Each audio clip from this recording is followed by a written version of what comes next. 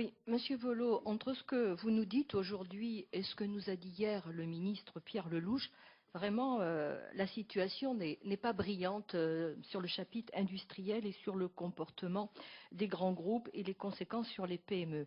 Alors, quand est-ce que nous allons sortir du constat et du mécontentement et de l'omerta, pour reprendre vos propos?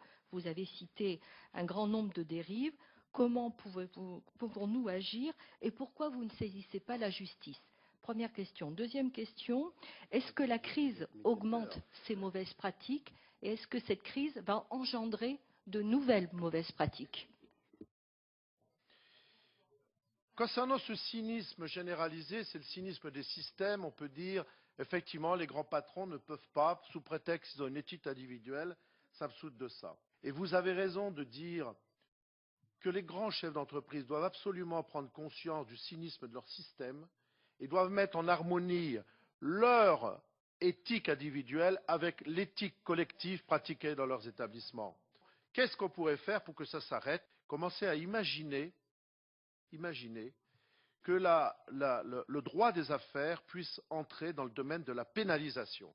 Alors là, je fais ruler tous les libéraux sur le sujet. Mais nous ne pouvons pas continuer à accepter des pratiques de vol.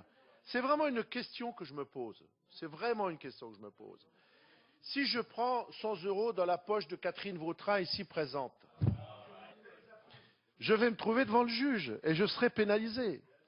Mais je peux prendre 3 millions d'euros dans la poche du fournisseur et je n'irai jamais devant le juge.